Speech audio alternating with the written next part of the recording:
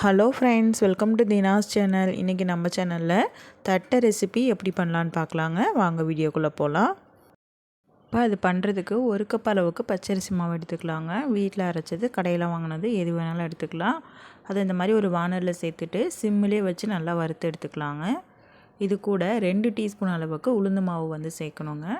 உளுந்து வந்து இந்த மாதிரி சிம்மிலே வச்சு வறுத்து ஆற வச்சு அரைச்சிக்கிட்டிங்க அப்படின்னா உளுந்து மாவு வந்து ரெடி ஆகிடும். 1 கப் பச்சரிசி மாவுக்கு 2 டீஸ்பூன் அளவுக்கு உளுந்து மாவு வந்து சரியாக இருக்குங்க. அதையும் இது கூடயே சேர்த்துட்டு வறுத்துக்கலாங்க. இது கூட 2 டீஸ்பூன் அளவுக்கு பொட்டுக்கடலை மாவு வந்து சேர்த்துக்கலாங்க. இதுக்கு பதிலாக நீங்கள் கடலை மாவு கூட சேர்த்துக்கலாம். சேர்த்துட்டு இதே மாதிரி நல்லா வறுத்துக்கலாங்க. மாவு வந்து ரெடி ஆகிடுச்சான்னு பார்க்குறதுக்கு இந்த மாதிரி நம்ம வந்து ஒரு கரண்டியில் கோடு மாதிரி இழுத்து பாருங்கள். கோடு போட வந்துச்சு அப்படின்னா மாவு வந்து நல்லா வறுபட்டுருச்சுன்னு அர்த்தங்க.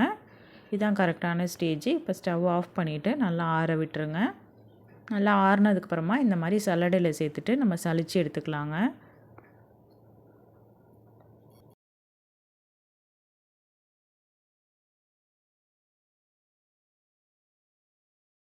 இதே மாதிரி சலிச்சு எடுத்துக்கோங்க. இப்போ ஒரு 5 வரமிளகாய் வந்து இந்த மாதிரி தண்ணியில் ஒரு 10 நிமிஷம் ஊற வச்சுருக்காங்க. அதை வந்து நம்ம மிக்ஸி ஜாரில் சேர்த்துக்கலாம். சேர்த்துட்டு நல்லா அரைச்சி எடுத்துகிட்டு வந்துடுங்க. தண்ணி எதுவும் சேர்க்காமல் அப்படியே அரைச்சி எடுத்து வந்துடுங்க. இது கூட ஒரு 10 பல் பூண்டு அதையும் உரிச்சிட்டு சேர்த்துக்கோங்க. ஒரு கைப்பிடி அளவுக்கு கருவேப்பிலை எல்லாத்தையும் சேர்த்து நல்லா அரைச்சி எடுத்து வந்துடுங்க. இப்போ நம்ம அரைச்ச விழுதை வந்து நம்ம மாவில் வந்து சேர்த்துக்கலாங்க. சேர்த்துட்டு ஒரு 2 டீஸ்பூன் அளவுக்கு கடலைப்பருப்பு ஒரு அரை மணி நேரமாக நான் ஊற வச்சுருக்கேங்க. அதை நம்ம சேர்த்துக்கலாம். இதுக்கு பதிலாக நீங்கள் பொட்டுக்கடலை கூட சேர்த்துக்கலாங்க. சேர்த்துட்டு 1 டீஸ்பூன் அளவுக்கு கருப்பு எள் வந்து சேர்த்துருக்கேன். தேவையான அளவுக்கு உப்பு சேர்த்துட்டு 1 டீஸ்பூன் அளவுக்கு வெண்ணெய் சேர்த்துக்கலாங்க. வெண்ணெய் சேர்த்திங்கன்னா நல்லா மொறுமொறுப்பாக இருக்கும். அதுக்காக தான் நம்ம வெண்ணெய் சேர்க்குறோம். வெண்ணெய் சேர்த்து இந்த மாதிரி நல்லா கலந்து விட்டுக்கோங்க.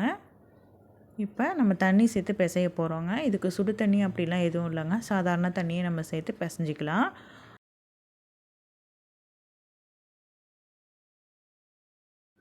சப்பாத்தி மாவு பதத்துக்கு நல்லா சாஃப்டாக பிசைஞ்சு எடுத்துக்கோங்க. ஹார்டாக பிசைஞ்சிங்க அப்படின்னா நம்ம தட்டை போட்டு வேக வைக்கிறப்ப விரிசல் வருங்க. நல்லா சாஃப்டாக பிசைஞ்சிக்கணும். இப்போ இதை மூடி போட்டு எட்ட வச்சிடலாங்க. இப்போ இந்த மாதிரி ஒரு பட்டர் ஷீட்டில் எண்ணெய் தடவி எடுத்து வச்சுருக்கேன். இதுக்கு பதிலாக பால் கவர், எண்ணெய் கவர், வாழை இலை எது வேணாலும் நீங்கள் எடுத்துக்கலாங்க. எல்லாத்துலேயுமே எண்ணெய் தடவிக்கணும். இந்த மாதிரி கையில் கொஞ்சம் எண்ணெய் தடவிட்டு கொஞ்சமாக மாவு எடுத்து உருண்டை பிடிச்சி இதில் வச்சு ஒரு ஃப்ளாட்டான கிண்ணம் எடுத்து இந்த மாதிரி ப்ரெஸ் பண்ணிக்கோங்க. ப்ரெஸ் பண்ணிக்கிட்டிங்க அப்படின்னா அழகாக வந்து ரவுண்ட் ஷேப்பில் கிடச்சிரும். சைடில் வந்து இந்த மாதிரி கையை வச்சு ப்ரெஸ் பண்ணி விட்டுக்கோங்க. இப்போ ஒரு ஃபோக் ஸ்பூன் எடுத்து அங்கேயும் இங்கேயும் குத்தி விட்டுக்கலாங்க. ஏன்னா சில டைம் பூரி மாதிரி உப்பி வரும், அதுக்காக தான். இப்போ இந்த மாதிரி தட்டி எடுத்ததும் உடனே வந்து நம்ம வந்து எண்ணெயில் சேர்த்து பொரிக்கக்கூடாதுங்க.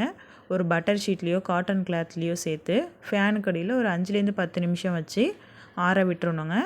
அப்போ தான் நம்ம எண்ணெயில் போட்டு பொரிக்கிறப்ப எண்ணெய் குடிக்காமல் நல்லா மொறுமொறுப்பாக வரும். இதே மாதிரி வாழை இலையிலையும் நான் செஞ்சு காமிச்சிருக்கேங்க. இது எல்லாத்தையும் ஒரு 5லேருந்து 10 நிமிஷம் நம்ம ஃபேன் கடியில் வச்சு நல்லா ஆற விட்டுடலாம்.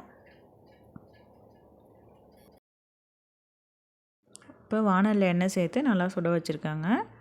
எண்ணெய் நல்லா சூடாயிடுச்சான்னு பார்க்குறதுக்கு இந்த மாதிரி சின்ன பீஸ் போட்டு பாருங்கள். போட்டதும் நமக்கு வந்து மேலே எழும்பி வரும். இப்போ நம்ம ரெடி பண்ணி வச்சுருக்க தட்டையெல்லாம் இதில் சேர்த்துட்டு மீடியம் ஃப்ளேம்லேயே வச்சு நல்லா வேக வச்சு எடுத்துக்கலாங்க. போட்டதும் இந்த மாதிரி நிறையா பபிள்ஸோட சலசலப்பு தன்மையோடு இருக்கும். நல்லா வெந்துருச்சு அப்படின்னா இந்த பபிள்ஸ் எல்லாம் கொஞ்சம் குறைஞ்சி சலசலப்பு தன்மைலாம் குறைஞ்சி வருங்க. அப்போ நமக்கு வெந்துருச்சுன்னு அர்த்தம். இந்த மாதிரி இன்னொரு பக்கம் திருப்பி போட்டு வேக வச்சுக்கோங்க. மீடியம் ஃப்ளேம்லேயே வச்சு வேக வச்சுக்கோங்க. இப்போ பாருங்கள் நல்லாவே வெந்துருச்சு. முன்னாடி போடுறத விட இப்போ வந்து பபிள்ஸ் எல்லாம் கம்மியாக இருக்குது. இப்போ நம்ம வெளியில் எடுத்துடலாங்க. இதே மாதிரி எல்லா தட்டையும் சேர்த்து நம்ம பொரிச்சு எடுத்துக்கலாம். இதே மாதிரி எல்லாமே நம்ம பொரிச்சு எடுத்தாச்சுங்க. ரொம்பவே சூப்பராக இருக்கும். நல்லா கிறிஸ்பியாக இருக்கும். இதை நல்லா ஆறுனதும் ஏர்டைட் கண்டெய்னர் பாக்ஸில் போட்டு ஸ்டோர் பண்ணி வச்சுக்கோங்க. இதே மாதிரி மெத்தடில் வர தீபாவளிக்கு செஞ்சு பாருங்கள். செஞ்சு பார்த்துட்டு உங்களுடைய ஃபீட்பேக்ஸை எனக்கு கமெண்ட் செக்ஷனில் கமெண்ட் பண்ணுங்கள். இந்த வீடியோ பிடிச்சிருந்தால் லைக் பண்ணி ஷேர் பண்ணுங்கள். மறக்காமல் நம்ம சேனலை ஃபஸ்ட் டைமாக பார்க்குறீங்கன்னா சப்ஸ்கிரைப் பண்ணிக்கோங்க. இதே மாதிரி வேறு ஒரு இன்ட்ரெஸ்டிங்கான வீடியோஸோடு உங்களை வந்து மீட் பண்ணுறேன். Thank you friends.